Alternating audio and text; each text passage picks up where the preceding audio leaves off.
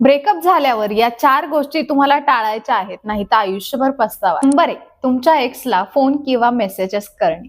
एकदा बोलून पाहावं या विचाराने एक्स पार्टनरला फोन, मेसेज किंवा सोशल मीडियावर स्टॉक करणे या एका चुकीमुळे तुम्ही स्वतःला पुन्हा गमावता. त्यांच्याशी असलेला सर्व संपर्क तोडून टाका. त्यांचे फोटोज, मेसेजेस डिलीट करा. नंबर 2, स्वतःला दोष देणे. नातं तुटल्यानंतर स्वतःला दोष देणे चुकीचे आहे. मी जर परफेक्ट असतो तर ब्रेकअप झालं नसतं, असा विचार तुम्हाला डिप्रेशनकडे नेतो आणि तुमचा आत्मविश्वास तुम्ही गमावता. नातं तुटायला दोघेही जबाबदार असतात. तुम्ही एकटेच त्या नात्यात वाईट नसता. ब्रेकअपच्या कारणांची शांतपणे नोंद घ्या. तुमच्या चुकांमधून शिका. स्वतःला ब्लेम करणं थांबवा आणि स्वतःवर प्रेम करायला शिका. नंबर 3, लगेच नवीन नातं सुरू करणे. जुन्या दुःखातून बाहेर पडण्यासाठी किंवा एक्सला जलस करण्यासाठी नवीन नातं सुरू करणे यालाच रिबाउंड रिलेशनशिप म्हणतात. यात तुम्ही नवीन व्यक्तीला वेदना कमी करण्याचं साधन मानता. तिथे तुम्ही इमोशनली अनअवेलेबल असता, त्यामुळे त्या नवीन व्यक्तीला त्रास होऊ शकतो आणि तुमच्यावर पश्चाताप करण्याची वेळ येते.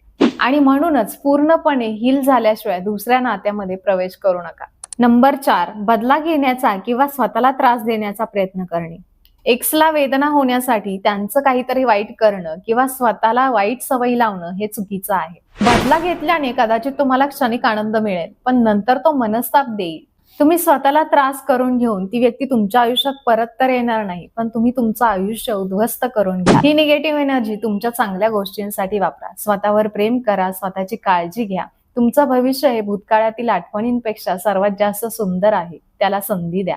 ब्रेकअप नंतरचा हा काळ खूप कठीण असतो. या काळात तुमची निर्णय घेण्याची क्षमता कमी होते, त्यामुळे तुम्ही भूतकाळात जाऊन अडकता आणि भविष्यात पश्चाताप करण्याची वेळ येते.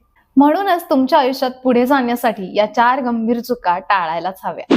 हा व्हिडिओ तुमच्या ब्रेकअप झालेल्या मित्राला किंवा मैत्रिणीला पाठवायला विसरू नका.